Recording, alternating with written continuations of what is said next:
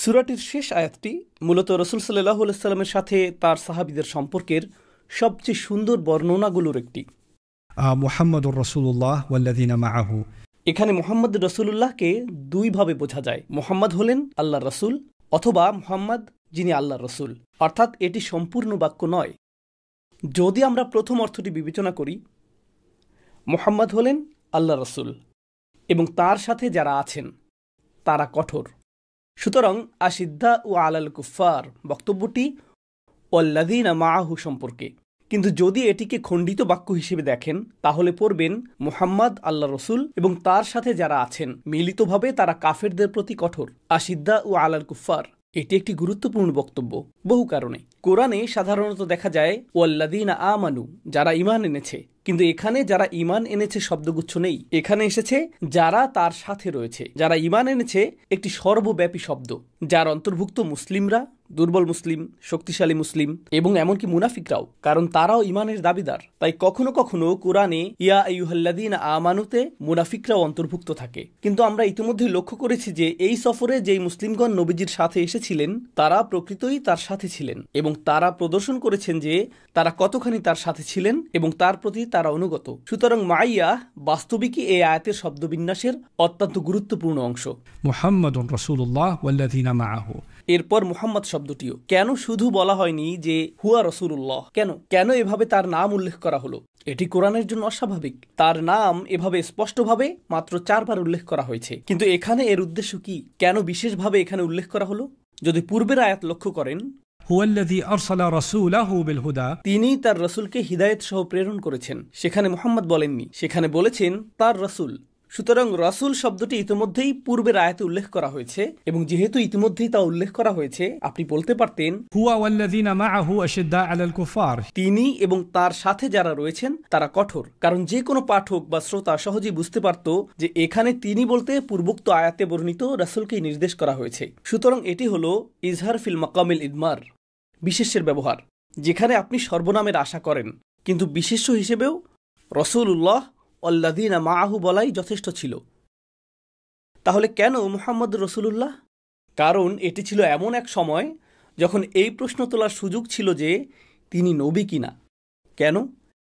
কারণ তিনি একটি স্বপ্ন দেখেছিলেন যা বাহ্যিক দৃষ্টিতে পূর্ণ হয়নি বলে মনে হচ্ছিল। সুতরাং এতে কি পুনঃপ্রতিষ্ঠিত হলো? মুহাম্মদ বাস্তবেই আল্লাহর রাসূল। মুহাম্মদ আল্লাহর রাসূল। এই শব্দ দুটির মাঝে অত্যন্ত সুন্দর সমন্বয় রয়েছে। মুহাম্মদ হলো একজন মানুষের নাম আর রাসূলুল্লাহ হলো সেই মানুষটির পদবী। এখানে একজন মানুষকে প্রতিনিধিত্ব করা হয়েছে, সেই মানবসত্তাকে তার সকল কর্মে উপস্থাপন করা হয়েছে, তার নিদ্রা, তার পারিবারিক জীবন, তার বন্ধু সম্পর্ক, সব কিছুতে। কিন্তু তার জীবনের অন্যান্য কর্ম বা ভূমিকার আগে অন্য সব কিছুর ঊর্ধ্বে তিনি হলেন আল্লাহর রাসূল। আমি শুধু চাই আপনারা এই দ্বৈততার সৌন্দর্যকে উপলব্ধি করুন। তার প্রতিটি বক্তব্য, আমি কথাটা বলার আগে আপনাদের কেউ কেউ এটা বলাকে বিতর্কিত মনে করতে পারেন, কিন্তু কথাটা বলা প্রয়োজন। রাসূলের প্রতিটি বক্তব্য ওহী নয় সাল্লাল্লাহু আলাইহি ওয়াসাল্লাম। তার প্রতিটি কথা ওহী হিসেবে আসেনি। কখনো তিনি মানুষকে বলেছেন তুমি গাছগুলোকে এভাবে কলম করছো কেন? অথবা কখনো তিনি কাউকে বলেছেন আমার কাছে তোমার উট অথবা তোমার গাধা বিক্রি করো। লোকটি বলল এটি কি আল্লাহর নির্দেশ? অর্থাৎ যদি এটা আল্লাহর নির্দেশ হয় তাহলে এটা ওহী। না, এটা আল্লাহর নির্দেশ নয়, তাহলে আমি আপনার কাছে গাধা বিক্রি করব না। অথবা সূরা আহজাবে তিনি যায়েদ রাদিয়াল্লাহু তাআলা আনহুকে তার স্ত্রী জয়নাবকে ছেড়ে দিতে নিষেধ করেছিলেন। আমসিক আলাইকা যাওজাক, তোমার স্ত্রীকে রাখো। যায়েদ অবশেষে কি করলেন? তিনি তার স্ত্রীকে তালাক দিলেন। কিন্তু কোরআন কখনো বলেনি যে তিনি আল্লাহর রাসূলকে অমান্য করেছেন সাল্লাল্লাহু আলাইহি ওয়াসাল্লাম, কারণ তিনি আল্লাহর রাসূল হিসেবে সেই পরামর্শ দেননি। এরকম অসংখ্য পরিস্থিতি রয়েছে যেখানে রাসূলুল্লাহ সাল্লাল্লাহু আলাইহি ওয়াসাল্লাম কেবলমাত্র তার ব্যক্তিগত মতামত প্রকাশ করেছেন, এবং এটি গুরুত্বপূর্ণ কারণ আল্লাহ দেখাতে চেয়েছেন যে তিনি একজন মানুষকে বাছাই করেছেন।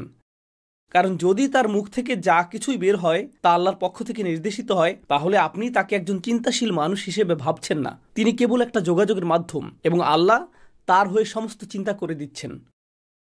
কারণ তখন তার নিজের কোনো স্বাধীনতা নেই, সব কিছুই আল্লাহর পক্ষ থেকে আসছে। কিন্তু না, তার নিজের পছন্দ ছিল, তার নিজের চরিত্র ছিল, কখনো কখনো তার নিজের রাগ ছিল, তার নিজের সিদ্ধান্ত ছিল। এটি সূরার প্রাথমিক অংশেও প্রদর্শিত হয়েছে, যেখানে আল্লাহ বলছেন, লিয়াগফিরা লাকাল্লাহু মা তাকাদ্দামা মিন যামবিক। তো নবীজির জাম্বের কথা আগেই উল্লেখ করা হয়েছে। যদি তার সব কাজই ওহী হয়, তাহলে তো কোনো জার্ম থাকতে পারে না, তাহলে তো কোনো স্বায়ত্তশাসিত সিদ্ধান্ত থাকতে পারে না, তাহলে এমন কোনো সম্ভাবনা থাকতো না যে তিনি যুদ্ধবন্দীদের মুক্ত করে দেবেন এবং পরে ওহী এসে বলবে, কেন তুমি তাদেরকে ছেড়ে দিলে? অথবা এমন কোনো সম্ভাবনা থাকতো না যে তিনি তাবুক যুদ্ধের সময় কিছু সৈন্যকে পিছনে থাকার অনুমতি দেবেন এবং কোরআন এসে বলবে, কেন তুমি তাদেরকে পেছনে থাকার অনুমতি দিয়েছ? আফাল্লাহু আনকা লিমা আযিনতা লাহুম। সেরকমটি ঘটতো না। সুতরাং নবী সাল্লাল্লাহু আলাইহি সাল্লামের মানবিকতাকে প্রতিষ্ঠিত করা ছিল অত্যন্ত গুরুত্বপূর্ণ, কিন্তু একই সাথে এটিও প্রতিষ্ঠিত করা যে তিনি প্রকৃতই আল্লাহ রসুল সাল্লাল্লাহু আলাইহি সাল্লাম, যা তাকে মানুষের মধ্যে সর্বোচ্চ মর্যাদা দিয়েছে, এটি অত্যন্ত গুরুত্বপূর্ণ। আপনাকে বুঝতে হবে, মানুষ ও তাদের নবীদের মধ্যকার সম্পর্ক জটিলতাপূর্ণ। ইহুদি ধর্ম এটিকে জটিল করেছে এবং খ্রিস্টান ধর্মও এটিকে জটিল করেছে, আর ইসলাম এটিকে সহজ করতে এসেছে। ইহুদি ধর্ম কিভাবে এটিকে জটিল করেছিল? ইহুদি ধর্ম এটিকে জটিল করেছিল নবীদেরকে সাধারণ মানুষের কাতারে নিয়ে এসে। তারা কেবলই মানুষ, বস্তুত তারা কেবল সাধারণ মানুষই নন, তারা সাধারণত সমস্যাপূর্ণ মানুষ। ওল্ড টেস্টামেন্ট প্রায় স্বাভাবিকতার রীতির বাইরে গিয়েও বর্ণনা করেছে যে নবীগণ কতটা ত্রুটিপূর্ণ, তারা কতটা সমস্যাপূর্ণ, আর এর পেছনে তাদের যুক্তি রয়েছে। তাদের যুক্তি হলো নবীরা সমস্যাপূর্ণ, সেজন্যই আমরা সবসময় তাদেরকে অনুসরণ করি না। সুতরাং নবীদের প্রতি তাদের অবাধ্যতা এখন ন্যায্যতা পায়, কারণ বাইবেলে লূত আলাইহিস সালামকে তার নিজের কন্যার সাথে অবৈধ সম্পর্কে আগ্রহী হওয়ার মতো অভিযোগ করা হয়েছে। কোরআনে আমরা এ ধরনের জিনিস কল্পনাও করতে পারি না, কিন্তু এটা তাদের বর্ণনা। এভাবেই তারা তাদের নবীদের সম্পর্কে চিন্তা করে। আর আপনারা জানেন, দাউদ আলাইহিস সালামের প্রতি তার একজন সৈনিকের স্ত্রীকে বিয়ে করতে চাওয়ার অভিযোগ করা হয়। তিনি স্বামীটিকে হত্যা করানোর পর তাকে বিয়ে করেন। তাদের জন্য এটি স্বাভাবিক। আর আমার প্রিয় উদাহরণ, এগুলো চরম পর্যায়েরও, আমার প্রিয় উদাহরণ হলো যখন তালুতের বর্ণনা কোরআনে এসেছে। তিনি বনি ইসরায়েলের অর্থাৎ তৎকালীন মুসলিমদের সেনাপতি হয়েছিলেন, তাই না? আর তারা একটি নদীর পাশ দিয়ে গিয়েছিল, তাই না? তিনি তাদের বলেছিলেন, এটা থেকে পান করো না, আর যে কেউ এতে ঝাঁপিয়ে পড়বে, মাছ ধরতে শুরু করবে, ফালাইসা মিন্নি, সে আমার বাহিনীর কেউ না। সুতরাং এটি ছিল সেনাবাহিনীর শৃঙ্খলার প্রথম পরীক্ষা, তাই না? মজার বিষয় হলো, কোরআনের শৃঙ্খলার মহান পরীক্ষার বিষয় হলো সংযম, এমনকি বনি ইসরায়েলের উদাহরণেও, তাই না? আর মুসলিম বাহিনীর চূড়ান্ত পরীক্ষাও ছিল সংযম, এই সূরাতেই। তো যাই হোক, তিনি তাদের বলেছিলেন, যে এই নদীটি থেকে পান করবে না, সে আমার বাহিনীর অংশ, শুধুমাত্র যে হাত দ্বারা এক চুমুক নেবে, এতটুকুই। তুমি এতটুকু পান করতে পারবে, কিন্তু এর বেশি নিবে না, ওকে? এই ঘটনার বাইবেল সংস্করণটি অনেক মজার। বাইবেল অনুযায়ী তিনি তার লোকদের পান করা থেকে বিরত থাকতে বলেছিলেন, আর তারা বলল, আপনি কি বলছেন? আমাদেরকে শত্রুদের সাথে যুদ্ধ করতে হবে, আমাদের শক্তি প্রয়োজন। তাই তারা সবাই পানি পান করল এবং সেজন্যই তারা যুদ্ধে জয়লাভ করল। সুতরাং তারা তাদের গল্পগুলো এমনভাবে বলে যেখানে নবীগণ সাধারণত ভুল করেন বা সমস্যাজনক হয়ে থাকেন, আর আমরা তাদেরকে প্রশ্ন করি ও তাদের বিরুদ্ধে যাই, যা আমাদের পক্ষে কাজ করে। সুতরাং ইহুদিদের বর্ণনায় এই ধরনের বিকৃতি ঘটেছে। এর আরেকটি দিকও সত্যি কৌতূহল জাগ্রতকারী। তারা ইউসুফের সাথে যা করেছে, ইউসুফ আলাইহিস সালামকে বেশ খারাপভাবে হেয় প্রতিপন্ন করা হয়েছে, আর মুসা আলাইহিস সালামকে উচ্চকিত করা হয়েছে। তো একমাত্র নবী যাকে তারা অন্যদের তুলনায় কিছুটা বেশি ছাড় দিয়েছে, তিনি হলেন মুসা। কিন্তু ইউসুফকে তারা পছন্দ করে না, তারা তার সম্পর্কে মন্দ কথা বলে। ইউসুফ আলাইহিস সালামের ঘটনা নিয়ে বাইবেলের বর্ণনা খুবই অনিষ্টকর। কিছু সংযোজন পাওয়া যায়, কোরআনে তো নেই, বাইবেলে আছে, ওকে? কেন তোমরা ইউসুফের পিছনে এভাবে লাগলে? কারণ ইউসুফের কারণেই তো আমাদেরকে মিশরে যেতে হয়েছিল, এবং শেষ পর্যন্ত মিশরে আমরা কি হয়েছিলাম? দাস। কয়েক প্রজন্ম পর এটা ইউসুফের দোষ। তাই তারা তাদের লুকায়িত আক্রমণাত্মক ক্রোধ ইউসুফের উপর ঝেড়েছে।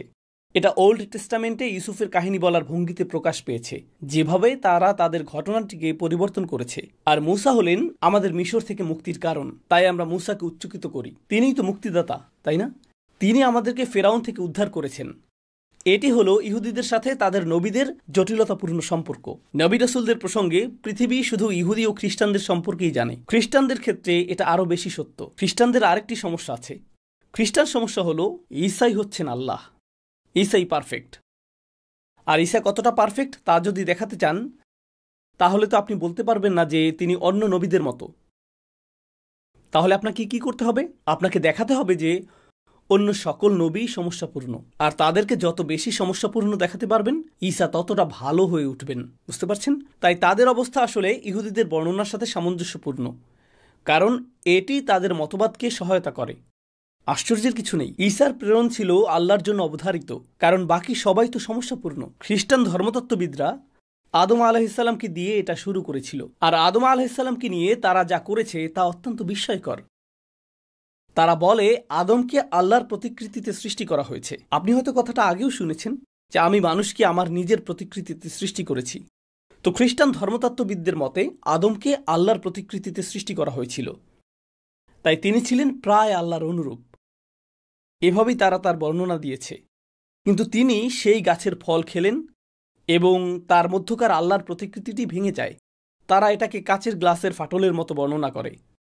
আল্লাহর প্রতিচ্ছবি চূর্ণ বিচূর্ণ হয়ে যায়, আর এখন তাকে, তার স্ত্রীকে এবং শয়তানকে এর মূল্য দিতে হবে। এই তিনজন সমস্যায় পড়ে গেল, আদম, হাওয়া এবং শয়তান। তাই শয়তানকে বলা হলো তুমি সাপের মতো মাটিতে হেঁটে বেড়াবে। আল্লাহ তোমাকে সাপে পরিণত করবেন, তুমি মাটিতে ভর দিয়ে চলবে, এটাই তোমার শাস্তি। হাওয়াকে বলা হলো এখন পুরুষ তোমার মালিক হবে, তুমি তার অংশীদার ছিলে, এখন সে তোমার মালিক। আর সন্তান প্রসবের সময় তোমাকে যন্ত্রণা ভোগ করতে হবে, প্রসব বেদনা। তোমার শাস্তি হলো তুমি বেদনায় কান্নাকাটি করবে এবং প্রসবের সময় মৃতপ্রায় হয়ে যাবে, এটাই তোমার শাস্তি হাওয়া।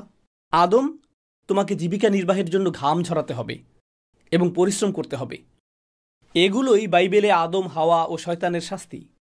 এখন তাদেরকে শাস্তি হিসেবে পৃথিবীতে পাঠানো হলো, তাদেরকে শাস্তি হিসেবে প্রেরণ করা হলো। আর সমস্যা ছিল আদম নিজে মুক্তিলাভ করতে চাইলেন, তিনি যা ভেঙেছেন তা ঠিক করতে চাইলেন। এই নীতিটি আমরা জানি। আমরা জানি আপনি যদি কিছু ভাঙেন তবে আপনাকেই ঠিক করতে হবে। আমি এভাবেই বলছি, আপনি যদি এটা ভাঙেন আপনাকেই ঠিক করতে হবে।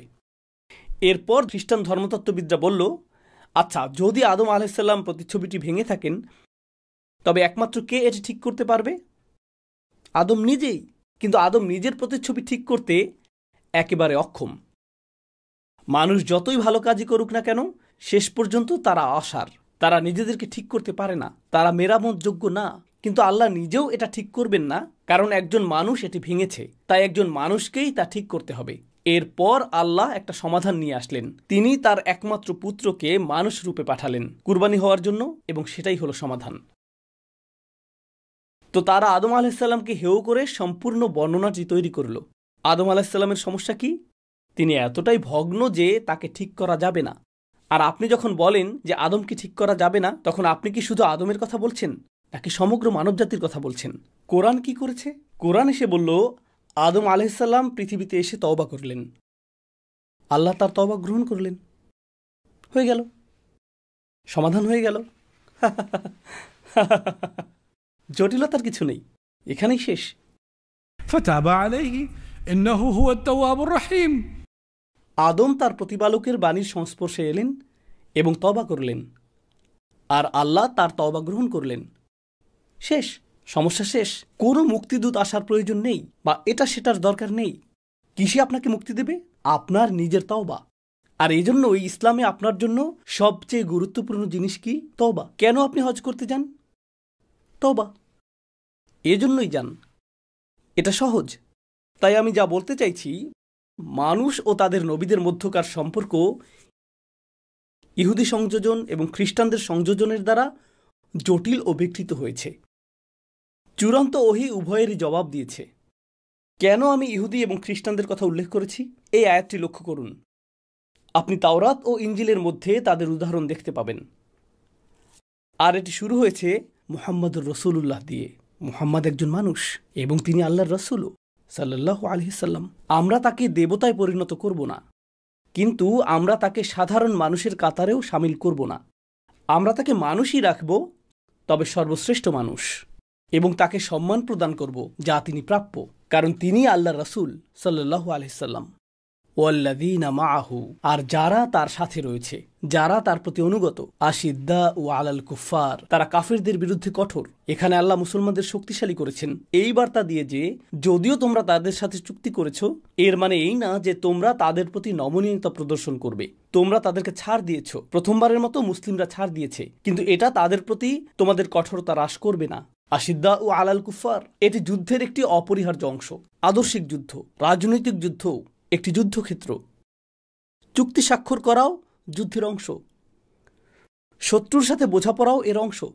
যেমন সেই সকল মানুষ যারা বিলিয়ন ডলারের ব্যবসায়িক ডিল করে, তারা সকলে যদিও স্যুটটাই পরিহিত অবস্থায় থাকে, কিন্তু তারা আসলে যুদ্ধক্ষেত্রেই থাকে যখন তারা সেই আলোচনায় থাকে। এই আলোচনাও এক ধরনের যুদ্ধ। আইনজীবীরা যখন আদালতে কোনো মামলার জন্য বিতর্ক করে, তারা যুদ্ধ করে, আর তাদেরকে আপোস করতে হতে পারে। আমরা 10 বছর সাজা কমিয়ে দিচ্ছি, কিছু আপোস হতে পারে, তাই না? তারা পরস্পরের প্রতি স্নেহশীল ও মমতাময়, পরস্পরের প্রতি তারা পরম ভালোবাসা, মমতা ও করুণাপূর্ণ। এটা রাসূল সাল্লাল্লাহু আলাইহি সাল্লামের সঙ্গীদের সম্পর্কে আল্লাহর বর্ণনা। এটি চিরন্তন বর্ণনায় পরিণত হলো। আমরা কাফেরদের বিরুদ্ধে কঠোর আর পরস্পরের প্রতি করুণাপূর্ণ। এখন এই কাফের কারা? এই কাফেরদেরকে সূক্ষ্মভাবে চিহ্নিত করেছেন। এই কাফের হলো তারা যারা আমাদেরকে মক্কায় আসতে বাধা দিয়েছিল, তবে সম্ভাব্য ঈমানদারগণ তাদের অন্তর্ভুক্ত নয়। আল্লাহ তাদেরকে ভিন্ন শ্রেণীতে রেখেছেন। সেই গোপন ঈমানদাররা কাফের নয়, যাদের কথা আমরা জানিও না। মনে আছে সেই লোকদের কথা? কাফেররা হলো ইসলামের প্রকাশ্য শত্রু, অস্বীকারী ও প্রত্যাখ্যানকারী। তাদের বিরুদ্ধে আমরা কঠোর অবস্থান গ্রহণ করব। আর তারপর রুহামা উবাইনাহুম, তারা পরস্পরের প্রতি ভালোবাসাপূর্ণ, স্নেহশীল, মমতায় পরিপূর্ণ। এটা পাঠ করাটা সহজ, কিন্তু সাহাবীদের জন্য এর অর্থ কী ছিল তা বোঝা জরুরি। ইসলামের অন্যতম একজন মহানায়ক ছিলেন খালিদ ইবনে ওয়ালিদ। খালিদ ইবনে ওয়ালিদ যত মুসলিমের রক্ত ঝরিয়েছেন তা হিসাব রাখাও দুষ্কর। অনেক সাহাবী যারা খালিদ ইবনে ওয়ালিদের পাশে নামাজে দাঁড়াতেন, তাদের পরিবারের সদস্যদের তিনি হত্যা করেছিলেন। তার তরবারি তাদের স্বজনদের রক্তে রঞ্জিত। তিনিই খালিদ ইবনে ওয়ালিদ, আর তারা তার পাশেই দাঁড়িয়ে নামাজ পড়ছেন। খালিদ ইবনে ওয়ালিদের দৃষ্টিকোণ থেকে কিছু কথা আপনাদের বলি। খালিদ ইবনে ওয়ালিদের বাবা ওয়ালিদ ইবনে মুগিরা। কোরআনে অনেক স্থানে ওয়ালিদকে অপমান করা হয়েছে। খালিদ ইবনে ওয়ালিদ যখন মুসলিম হলেন, তিনি কি একই কোরআন তেলাওয়াত করছেন? হ্যাঁ, তিনি তার বাবার অপমান সম্বলিত আয়াত পড়ছেন। ولا تطع كل حلاف مهين هماز مشاء بنميم مناع للخير معتد أثيم عتل بعد ذلك زنيم أن كان ذا مال وبنين। তিনি হয়তো নামাজে দাঁড়িয়ে আছেন আর কেউ সেই আয়াত তেলাওয়াত করছে যা তার বাবার স্মৃতিকে ছিন্ন ভিন্ন করছে, আর তিনি সেই একই মানুষগুলোর সাথে যুদ্ধে যোগ দিচ্ছেন এবং তাদের জন্য জীবন দিতেও প্রস্তুত। এটাই খালিদ ইবনে ওয়ালিদ। রাসূলুল্লাহ সাল্লাল্লাহু আলাইহি সাল্লামের সান্নিধ্যে আসলে আপনার কিছু একটা ঘটে যায়। আপনার ভালোবাসা এবং ঘৃণা ইসলামের দ্বারা পুনর্বিন্যস্ত হয়। ইসলাম এত শক্তিশালী যে এটি আপনার আনুগত্য, আপনার পক্ষপাত, আপনার ক্ষোভ, আপনার দুর্বলতা, আপনার আবেগগত অনুরাগ সব কিছুকে পুনর্বিন্যস্ত করে। এটি শুধুমাত্র একটি বিশ্বাস পদ্ধতিই নয়, এটি আবেগ অনুভূতির সর্বাঙ্গীন পুনর্গঠন। أشداء على الكفار رحماء بينهم। এখন যদি আমরা এই মাপকাঠি, এই মানদণ্ড প্রয়োগ করি, তাহলে পাকিস্তান ও বাংলাদেশিদের মধ্যকার ইতিহাসের কালো অধ্যায়, আফগানি ও পাকিস্তানি, ভারতীয় Malaysian, Malay Malaysian, Chinese Malaysian, Yemeni Saudi, বিশ্বে এমন অনেক স্থান রয়েছে যেখানে মুসলিমদের পরস্পরের রক্তক্ষরণের ইতিহাস আছে। তারা একে অপরকে পছন্দ করে না, তাদের অতীত ইতিহাসের কারণেই। বৃহৎ পরিসরে অবস্থা এরকম, কিন্তু ছোট পরিসরে হয়তো আপনার নিকটাত্মীয় কারো সাথে পারিবারিক দ্বন্দ্ব রয়েছে অথবা এই জাতীয় কিছু। কিন্তু আমাদের ইসলাম এত শক্তিশালী নয় যে এসব মুছে দেবে, কারণ আমাদের আনুগত্য এখন অন্য কিছুর সাথে জড়িত, যেগুলোর সাথে আমরা আরো ঘনিষ্ঠ সম্পর্ক পোষণ করি। তো আগের একটি আয়াতে আমরা যেমন দেখেছি, إذ جعل الذين كفروا في قلوبهم الحمية حمية الجاهلية। কাফিরদের অন্তরে একটি পক্ষপাতিত্ব ছিল, সেই পক্ষপাতিত্ব যা ইসলাম পূর্ব যুগেও বিদ্যমান ছিল। ইসলাম পূর্ব যুগের সেই পক্ষপাতিত্বটি কি? তা ছিল এমন একটি পক্ষপাতিত্ব যে আমি সবার আগে এই গোত্রের সদস্য, আমি এই বর্ণের সদস্য, আমি এই জাতির সদস্য, এই সম্প্রদায়, এটাই আমার পরিচয়। হ্যাঁ, এটা আপনার পরিচয়ের অংশ। কোরআন আপনার ঐতিহ্য, ইতিহাস বা পরিচয় মুছে ফেলতে আসেনি, বরং এটি এসেছে আপনার আনুগত্যকে পুনর্বিন্যস্ত করতে, আপনার চূড়ান্ত আনুগত্য ইসলামের প্রতি এবং তাদের প্রতি যারা রাসূল সাল্লাল্লাহু আলাইহি সাল্লামের সঙ্গে থাকে। আপনার পিতার হত্যাকারী যদি আপনার পাশেই থাকে তাতে কিছু যায় আসে না, কারণ আপনি রাসূল সাল্লাল্লাহু আলাইহি সাল্লামের সাথে রয়েছেন আর সেও রাসূলের সাথে রয়েছে। ফাআল্লাফা বাইনা কুলুবিকুম, তিনি তোমাদের অন্তরে ভালোবাসা সৃষ্টি করেছেন। বিজয়ের বেশে ইসলাম যখন মক্কায় আসবে, হিন্দা ইসলাম গ্রহণ করবে। আপনারা তো জানেন হিন্দা কে, আপনারা জানেন হিন্দা কি করেছিল, তাই না? আরও অবাক করার বিষয় কি জানেন? এক বর্ণনা মতে সে এরপর রাসূল সাল্লাল্লাহু আলাইহি সাল্লামের সাথে হাসি ঠাট্টাও করেছে। কিভাবে কিভাবে? আরও অবাক করার বিষয় কি জানেন? আবু সুফিয়ান। আবু সুফিয়ান ছিলেন মক্কার গভর্নর। আবু সুফিয়ান প্রতিটি যুদ্ধে নেতৃত্ব দিয়েছেন। হামজা রাদিয়াল্লাহু তাআলা আনহুকে হত্যার সময় আবু সুফিয়ান উপস্থিত ছিলেন। যখন রাসূল সাল্লাল্লাহু আলাইহি সাল্লাম পাহাড়ে উঠছিলেন আর সে পাহাড়ের নিচে দাঁড়িয়ে বলেছিল, হুবালের জয় হোক, তাদের দেবতাকে ডাকছিল, আমাদের কাছে উজ্জা আছে, তোমাদের উজ্জা নেই, আমাদের দেবী আছে, তোমাদের দেবী নেই। এটাই আবু সুফিয়ান। আবু সুফিয়ান আহজাবের যুদ্ধেও এসেছিল। আবু সুফিয়ান নেতৃত্ব দিয়েছিল। সেই একই আবু সুফিয়ান এখন ইসলাম গ্রহণ করতে যাচ্ছে। কিন্তু ইসলাম গ্রহণের পরও আর প্রসঙ্গক্রমে তিনি ইসলাম গ্রহণ করেছিলেন অনিচ্ছাকৃতভাবে। তিনি ইসলাম গ্রহণ করেন, কিন্তু তার নিজের ভাষাই এটা অনিচ্ছাকৃত। স্পষ্টই বোঝা যায় যে তিনি হয়তো ভাবছিলেন, আমার আর কি বিকল্প আছে, এখন আর কোনো কৌশলই বাকি নেই। আপনি ভুল কারণে বা অনিচ্ছা সত্ত্বেও ইসলামে আসতে পারেন, কিন্তু পরবর্তীতে আপনার ইসলাম মজবুত হতে পারে, এটা সম্ভব। আর আমরা তার প্রতি এই সুধারণা পোষণ করি রাদিয়াল্লাহু আনহু। তিনি অন্য সাহাবীদের মতো ইসলামে আসেননি, মোটেই না। কিন্তু আপনি কি মনে করেন সাহাবীগণ আবু সুফিয়ানের কার্যকলাপ ভুলে গিয়েছিল? এ ব্যাপারে ওমর রাদিয়াল্লাহু তাআলা আনহুর ঘটনাটি স্মরণীয়। যদিও এটা আরও পরের ঘটনা, তবে মক্কা বিজয়ের আগের রাতে আবু সুফিয়ান রাসূল সাল্লাল্লাহু আলাইহি সাল্লামের সাথে সাক্ষাৎ করতে এসেছিল।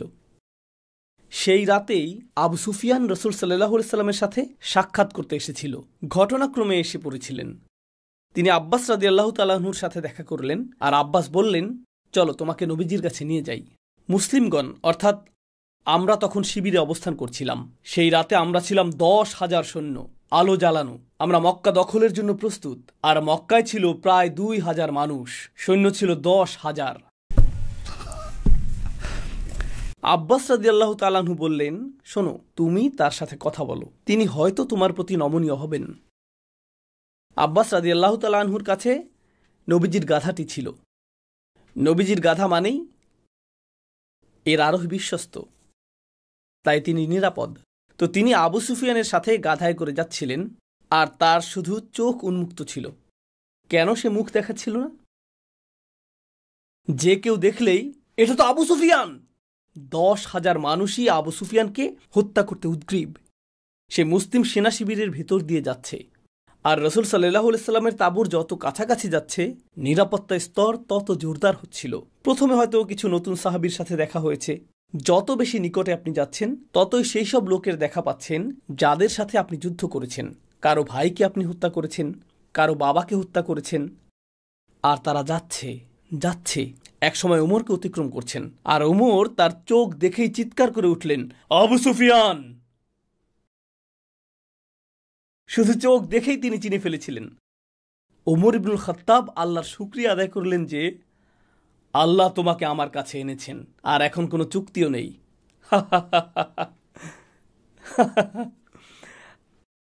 আমি গল্পটা আর বাড়াবো না, কিন্তু এটা অসাধারণ, এটা অসাধারণ। প্রসঙ্গক্রমে তিনি সেই রাতেও ইসলাম গ্রহণ করেননি। তিনি তখনও ইসলাম গ্রহণ করেননি। মক্কা বিজয়ের পরে তিনি ইসলাম গ্রহণ করেছিলেন। তিনি এতটাই অনড় ছিলেন। তিনি আব্বাস রাদিয়াল্লাহু তাআলা আনহুর সাথে রাত কাটালেন। পরের দিন সকালে রাসূল সাল্লাল্লাহু আলাইহি সাল্লাম তার সাথে কথা বললেন এবং মূলত তখনই তিনি রাসূল সাল্লাল্লাহু আলাইহি সাল্লামের চরিত্র দ্বারা অভিভূত হয়ে গেলেন। এখানে অন্য কোনো সেনাপতি হলে কি করত? সে তার কাটা মাথাটি একটি বর্ষার উপর লাগিয়ে শহরে প্রবেশ করত, শুধুমাত্র এটা জানান দেওয়ার জন্য। অন্য যে কোনো সেনাপতি তাই করত। জানেন তিনি কি বলেছিলেন? জানেন রাসূল সাল্লাল্লাহু আলাইহি সাল্লাম তার জন্য কি করেছিলেন? তিনি মক্কা বিজয় করলেন। তিনি ঘোষণা দিলেন, যে ব্যক্তি বাড়িতে থাকবে, নিজ বাড়িতে থাকবে, সে নিরাপদ।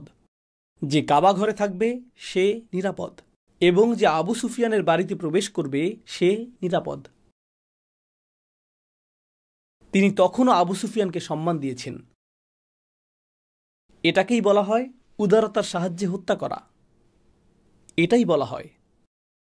আর এটাই আশিদ্দা উ আলাল কুফার রুহামা উবাইনাহুম। লক্ষ্য করুন, তিনি ছিলেন একজন কাফের, কিন্তু তিনি মুসলিম হওয়ার পরে ইসলামের ঘোরতর এই শত্রুর প্রতিও রাসূল সাল্লাল্লাহু আলাইহি ওয়াসাল্লাম উদারতা প্রদর্শন করলেন। রুহামা উবাইনাহুম। تراهم ركعا سجدا يبتغون فضلا من الله ورضوانا। আপনি তাদের দেখবেন রুকুরত, সিজদারত, আল্লাহর অনুগ্রহ এবং তার সন্তুষ্টি কামনায় রত। শুধুই তার সন্তুষ্টি। এটা তো বিজয়ীদের বর্ণনা নয় ভাই। আপনি তাদেরকে আল্লাহর সাহায্যে বীর দর্পে চলতে দেখবেন। না না না, আপনি তাদের দেখবেন রুকুরত, সিজদারত, নত, প্রণত, আল্লাহর অনুগ্রহ ও তার সন্তুষ্টির সন্ধানে ব্যস্ত। হে আল্লাহ, আপনার সন্তুষ্টি আমি চাই। এটা কি অসাধারণ বিনয়ের বর্ণনা নয়? আল্লাহ বর্ণনা করছেন, পৃথিবীর সত্যিকারের বিজয়ীরা বিজেতা নন, তারা বিনয়ী। বাইবেলেও এমন বর্ণনা রয়েছে, নম্ররা পৃথিবীর উত্তরাধিকারী হবে। কুরআন বলছে রুক্কা ও সুজ্জাদরা মক্কার উত্তরাধিকারী হবে, কাবার উত্তরাধিকারী হবে। বর্ণনাটা এরকমই, এটি শক্তিশালী। سيماهم في وجوههم من أثر السجود। আপনি তাদের মুখমণ্ডলে সিজদার চিহ্ন দেখবেন, অর্থাৎ তারা আল্লাহর কাছে এমনভাবে অবনত হয় যে আল্লাহর প্রতি শ্রদ্ধা তাদের চোখে মুখে ফুটে উঠবে। এটা আপনার কপালের কোনো ট্যাটুর কথা বলছে না।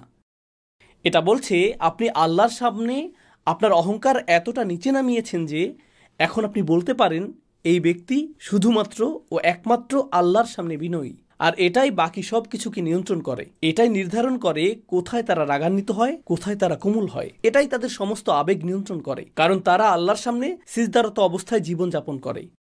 তাই তিনি বলেন, সীমাহুম ফি উজুহিহিম মিন আসারিস সুজুদ যালিকা মাসালুহুম ফিত তাওরাত। তাওরাতে এটি তাদের দৃষ্টান্ত। তবে তাওরাতে মূলত এই দৃষ্টান্তটি নেই, কিন্তু আল্লাহ বলছেন তাওরাতে এটি তাদের দৃষ্টান্ত, অর্থাৎ এটি তাওরাতে তাদের দৃষ্টান্ত হওয়ার কথা ছিল, কিন্তু ইহুদিরা তাওরাত থেকে সিজদা অপসারণ করেছে। ইনশাআল্লাহ অন্য আরেকটি আসরে আমরা ডক্টর সাকিব হুসাইনের কাছ থেকে জানব ইহুদি সাহিত্যে এর সবচেয়ে কাছাকাছি কি আছে, যার ইঙ্গিত আল্লাহ হয়তো এখানে করেছেন। ومثلهم في الإنجيل। আর বাইবেলে ইমানদারদের দৃষ্টান্তের অর্থ হল ঈসা আলাইহিস সালাম। প্রসঙ্গক্রমে তাওরাত বলতে আল্লাহ মুসা আলাইহিস সালামের স্মৃতিকে স্মরণ করেছেন। ইনজিল বলতে তিনি ঈসা আলাইহিস সালামের স্মৃতিকে স্মরণ করেছেন। মুসা ফেরাউনকে পরাজিত করতে পেরেছিলেন, আর ঈসা বনী ইসরায়েলের বিরুদ্ধে লড়াই করেছিলেন, তাই না? রাসূল সাল্লাল্লাহু আলাইহি সাল্লামের সময়ের ফেরাউনকে আবু সুফিয়ান। আর খাইবারের লোকেরা ছিল বনী ইসরায়েল, যাদেরকে ইতিমধ্যে জয় করা হয়েছিল, তাই না? রাসূল সাল্লাল্লাহু আলাইহি সাল্লামও কাফের এবং আহলে কিতাবদের মোকাবেলা করেছেন, ঠিক যেমন মুসা আলাইহিস সালাম ও ঈসা আলাইহিস সালাম করেছিলেন। আর এভাবে তাদেরকে একত্রে উল্লেখ করে আল্লাহ কি করেছেন? আল্লাহ আমাদেরকে দেখিয়েছেন যে মুসা আলাইহিস সালামের মাধ্যমে কিতাবের যে প্রত্যাদেশ শুরু হয়েছিল এবং ঈসা আলাইহিস সালামের মাধ্যমে যা পূর্ণতা পেয়েছিল তা রাসূল সাল্লাল্লাহু আলাইহি সাল্লামের মাধ্যমে সম্পূর্ণ হয়েছে। আর এই বিজয় যা আসন্ন তা হবে এই মিশনগুলোর পরিপূর্ণতা। এবং এই জন্যই কোরআনে সবচেয়ে বেশি উল্লেখিত রাসূল হচ্ছেন মুসা আলাইহিস সালাম। তার মিশন ও রাসূল সাল্লাল্লাহু আলাইহি সাল্লামের মিশনের মধ্যে সরাসরি সংযোগ রয়েছে। আমি এটা বহুবার উল্লেখ করেছি, কিন্তু এটা এখানেও প্রাসঙ্গিক। মুসা আলাইহিস সালামের দুটি মিশন ছিল। একটি মিশন ছিল মক্কাতে, একটি মিশন ছিল মিশরে। তারপর তিনি হিজরত করেন, এবং দ্বিতীয় মিশন ছিল বনী ইসরায়েলকে নিয়ে, যার মধ্যে যুদ্ধও ছিল। রসুল সাল্লাল্লাহু আলাইহি সাল্লামেরও দুটি মিশন ছিল, একটি মক্কায়, তারপর তিনি মুসা আলাইহিসসালামের মতো হিজরত করেন, এবং দ্বিতীয় মিশন ছিল মুসলিমদের নিয়ে। তাদের মধ্যে বনী ইসরাঈলও ছিল এবং তাদের মধ্যে মুনাফিকরাও ছিল, ঠিক যেমন মুসা আলাইহিসসালামকে মুনাফিকদের মোকাবেলা করতে হয়েছিল, আর এতে আল্লাহর পথে জিহাদও অন্তর্ভুক্ত ছিল। তাই মুসা আলাইহিসসালামের সিরাত প্রকৃতপক্ষে রাসূল সাল্লাল্লাহু আলাইহি সাল্লামের সিরাতের সাথে মিলে গিয়েছিল, তাই না? ومثلهم في الإنجيل كزرع ইনজিলে তাদের দৃষ্টান্ত হলো ফসলের মতো, أخرج شطأه যা থেকে একটি ছোট ফলা বের হয়। আল্লাহ ইনজিলে ইমানদারদের উদাহরণ বর্ণনা করেছেন, যা পূর্ণ হচ্ছে এখন, ঠিক যেভাবে ইনজিল নবীজির আগমনের ভবিষ্যৎবাণী করেছিল, যেভাবে বাইবেল মুহাম্মদ সাল্লাল্লাহু আলাইহি সাল্লামের আগমনের ভবিষ্যৎবাণী করেছিল। এক অর্থে বাইবেল মুহাম্মদ সাল্লাল্লাহু আলাইহি সাল্লামের অনুসারীদের আগমনেরও ভবিষ্যৎবাণী করেছিল। তারা হবে মাটি থেকে বের হওয়া ঘাসের একটি ছোট ফলার মতো। তো এটা হলো أخرج شطأه فآزره তারপর তিনি সেটাকে শক্তিশালী করেন, মজবুত করেন, এটা কাণ্ডে পরিণত হয়, فاستغلظ তারপর সেটা বাকলের মতো শক্ত হয়ে যায়, فاستوى على سوقه তারপর সেটা নিজের কাণ্ডের উপর দাঁড়ায়, সোজা হয়ে দাঁড়ায়, কাণ্ড লম্বা হয়, ফসল বেড়ে ওঠে। রসুল সাল্লাল্লাহু আলাইহি সাল্লামকে একজন কৃষকের সাথে তুলনা করা হয়েছে এবং তার অনুসারীদের ফসলের সাথে তুলনা করা হয়েছে। একজন কৃষক প্রকৃতপক্ষে সফল হয়, বিজয় অর্জন করে, যখন ফসল পরিপক্কতা লাভ করে। আর রসুল সাল্লাল্লাহু আলাইহি সাল্লামকে বলা হচ্ছে, আপনি চূড়ান্ত বিজয় অর্জন করেছেন, কারণ স্পষ্টতই আপনার ফসল পরিপক্কতা লাভ করেছে। দৃষ্টান্তটি এরকমই। সূরাটির শুরুতে আমরা বিজয়ের বর্ণনা লক্ষ্য করেছি, এখন আমরা চূড়ান্ত বিজয়ের বর্ণনা পেলাম, আর তা হল রসুল সাল্লাল্লাহু আলাইহি সাল্লামের অনুসারীদের পরিপক্কতা। فاستوى على سوقه يعجب الزراع এটা কৃষককে মুগ্ধ করে, কৃষককে আশ্চর্যান্বিত করে। কে মুগ্ধ? রাসূল সাল্লাল্লাহু আলাইহি সাল্লাম। রাসূল সাল্লাল্লাহু আলাইহি সাল্লাম মক্কা বিজয়ে মুগ্ধ হননি, কাবা ঘরের মুক্তিতে তিনি মুগ্ধ হননি। কোন জিনিসটি তাকে বেশি মুগ্ধ করেছিল? সাহাবীগণ। এটাই তাকে বেশি আনন্দিত করেছিল, কারণ আপনারা জানেন ইব্রাহিম আলাইহিস সালাম কাবা ঘর নির্মাণ করেছিলেন, আর তখন তা পবিত্র ছিল। আর পরবর্তী প্রজন্মের জন্য বিপদ ছিল কি? মূর্তিগুলোর প্রত্যাবর্তন। واجنبني وبني أن نعبد الأصنام আমাকে ও আমার ভবিষ্যৎ বংশধরদের মূর্তি পূজা থেকে রক্ষা করুন। আর এটাই কি ঘটেনি? রসুল সাল্লাল্লাহু আলাইহি সাল্লাম কাবাঘর মুক্ত করতে পারলেন, কিন্তু আবারও যদি একই ঘটনা ঘটে, কাবাঘর যদি আবারও মূর্তি দিয়ে পরিপূর্ণ হয়ে যায়, এটা তো আগেও ঘটেছিল। আল্লাহ তাকে কোন উপহারটি দিয়েছিলেন যা নিশ্চিত করবে যে এমনটা আর কখনো ঘটবে না? এটি তার সাহাবীগণ। তারা এখন পরিপক্ক। প্রসঙ্গত, আপনি যখন ফসল ফলান, সেটা কি একটি মৌসুমের নাকি একাধিক মৌসুমের জন্য? একাধিক মৌসুমের জন্য। আপনি এই ফসল থেকে পরের বছরের বীজ পাবেন, আর পরের বছর সেই ফসল থেকে, এরপর সেই ফসল থেকে, এবং তা ক্রমাগত এবং বহুগুণে বৃদ্ধি পেতে থাকবে। উৎপন্ন বীজগুলো কি শুধু এই খামারের জন্য যথেষ্ট, নাকি আপনি অন্যত্র নিয়ে গিয়েও তা রোপণ করতে পারবেন? আপনি অন্যত্রও রোপণ করতে পারবেন। তো এখন এমন বীজও থাকতে পারে যার ইতিহাস সম্পূর্ণ অন্য কোথাও শুরু হয়েছিল। আমি দক্ষিণ এশিয়া থেকে এসেছি, বংশগতভাবে আমি আফগানি। আমার বাবা মা ইউসুফজাই গোত্রের। ঐতিহাসিকভাবে তারা মুসলিম ছিল না, তারা সম্ভবত বৌদ্ধ বা অন্য কোনো পৌত্তলিক ধর্মের অনুসারী ছিল। তারা এমনটাই ছিল। কোনোভাবে সাহাবীদের বীজ থেকে বীজ, তাদের বীজ থেকে বীজ এই অঞ্চলে পৌঁছে যায় এবং কেউ ইসলাম গ্রহণ করে, ফলে আমি মুসলিম। আর আমাদের সন্তানরাও।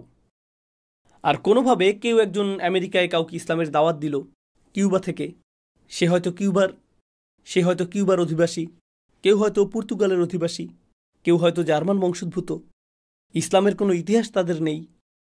আকস্মিক তারা হয়তো ইসলাম গ্রহণ করল, আর এখন রদ্রিগেজ নামে মুসলিম বংশের সূচনা হলো। আব্দুল করিম রদ্রিগেজ হতে পারে তার নাম। আর তাদের মধ্যে কেউ হয়তো ইসলামী চিন্তাবিদ হবে, কেউ কুরআনের হাফেজ হবে, কেউ মুসলিমদের নেতা হবে, তাই না?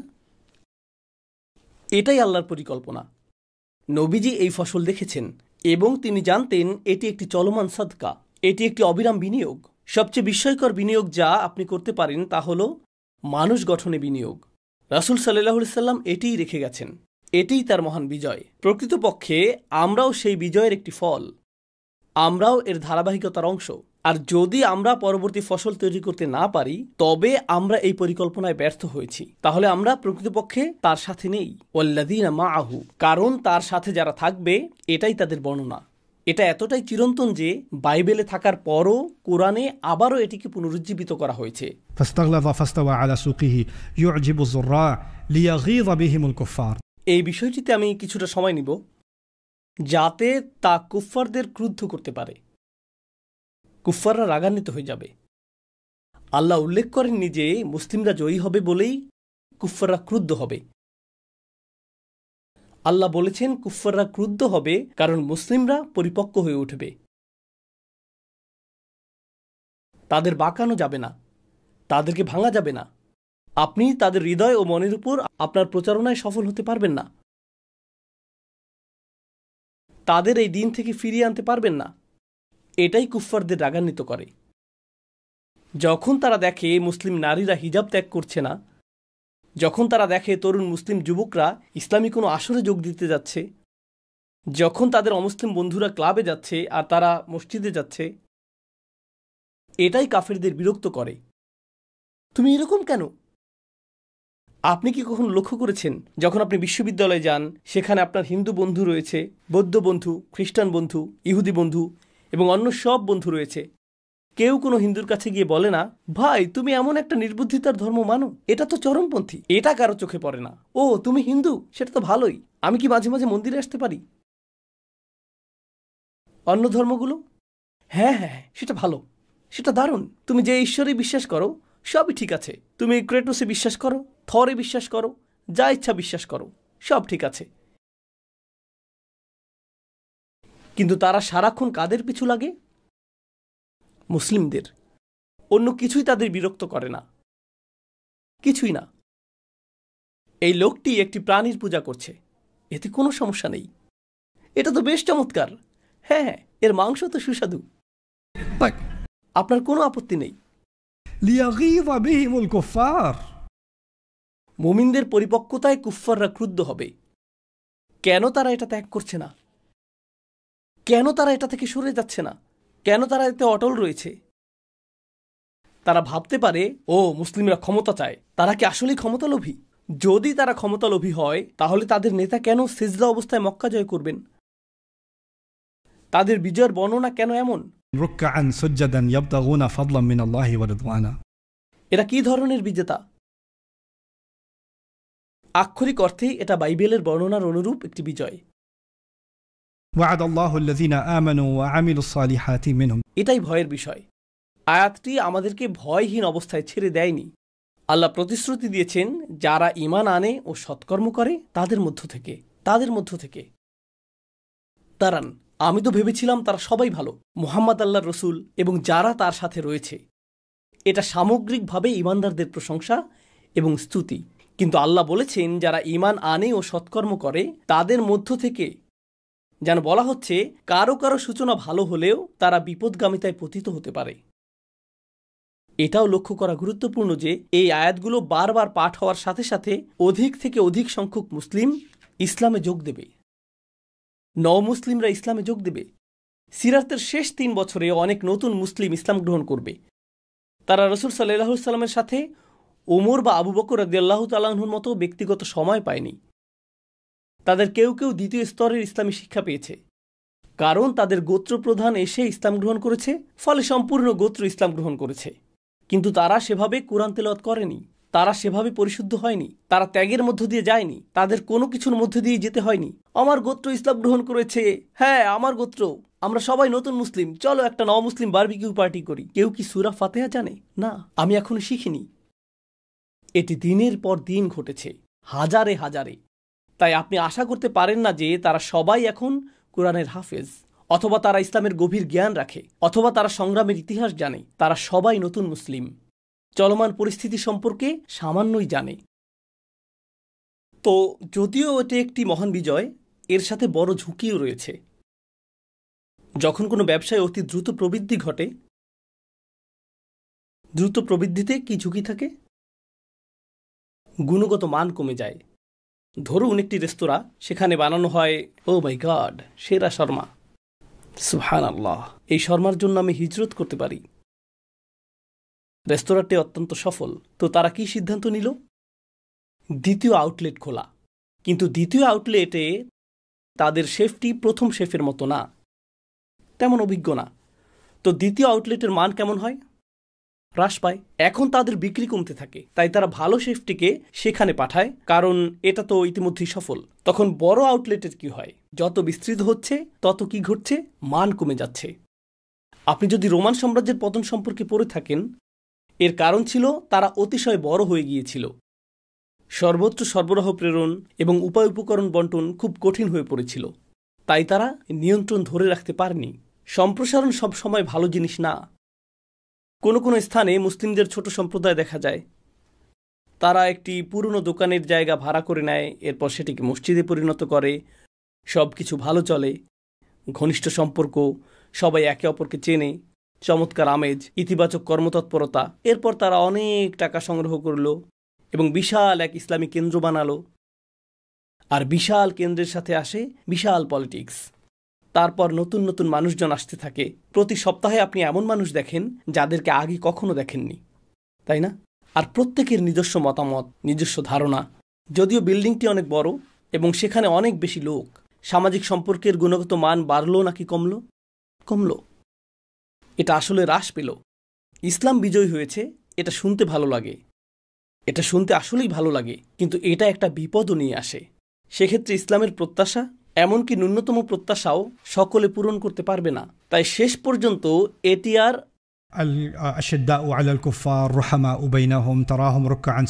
এটা আর এতে সীমাবদ্ধ নেই।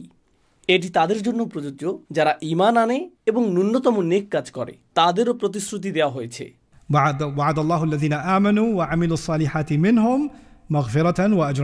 আল্লাহ তাদের মাগফিরাত ও মহান পুরস্কারের প্রতিশ্রুতি দিয়েছেন। সূরা হুজরাতেও আল্লাহ অনুরূপ কথা বলেছেন।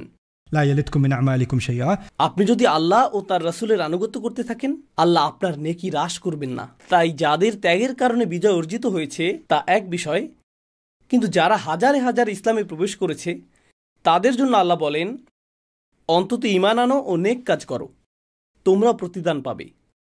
বুঝতে পারছেন? তাই উভয়ের মধ্যে গুণগত পার্থক্য আছে। আর সূরাটিতে এটিই আল্লাহর সমাপনী বাণী।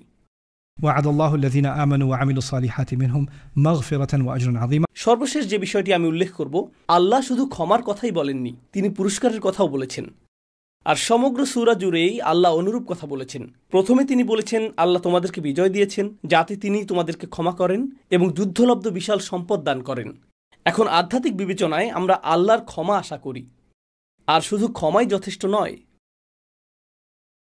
আমরা পুরস্কারও চাই। আমরা উভয়টিই চাই।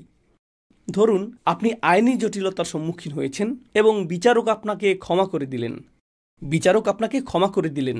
আপনি নিঃস্ব অবস্থায় মুক্তি লাভ করলেন, অন্তত ক্ষমা তো পেলেন। না না না, শুধু ক্ষমা পেলেই আমার চলবে না, আমি মিলিয়নিয়ার হতে চাই, আমি কল্যাণও চাই। শুধু ক্ষমা পাওয়ার অর্থ হলো আপনি ঝুঁকি মুক্ত, কিন্তু এর মানে এই না যে আপনি জান্নাতে যাবেন। এর অর্থ আপনি শুধু জাহান্নামে যাবেন না, তাই না? তো এখন আপনি জাহান্নামে নেই, কিন্তু অন্যদের জান্নাতে যেতে দেখছেন। আসহাবুল আরাফ, তাই না? তাদেরকে শাস্তি দেওয়া হয়নি, কিন্তু পুরস্কারও দেওয়া হয়নি। তো আল্লাহ বলছেন আল্লাহ তাদের ক্ষমার প্রতিশ্রুতি দিয়েছেন, ঠিক আছে, তারা শাস্তি পাবে না, কিন্তু আল্লাহ আরো যোগ করলেন একটি বিশাল পুরস্কার, বিশাল প্রতিদানও রয়েছে। আর এই হলো সূরাটির চমৎকার সমাপ্তি। ইনশাআল্লাহ এরপর আমাদের জন্য আর একটি মাত্র পর্ব বাকি থাকবে। তখন আমি আপনাদের সামনে পাঠ করতে চাই এই সূরার ঠিক পরের কিছু তাৎক্ষণিক ঘটনা। কিছু ঘটনা অন্য সময়ের জন্য রেখে দিব, যেমন খাইবারের ঘটনা, অর্থাৎ রাসূল সাল্লাল্লাহু আলাইহি ওয়াসাল্লাম ফিরে যাবার পর খাইবার জয় করেন, যা ছিল একাধিক দুর্গের সমষ্টি। আমি বিস্তারিত সেই আলোচনায় যাব না।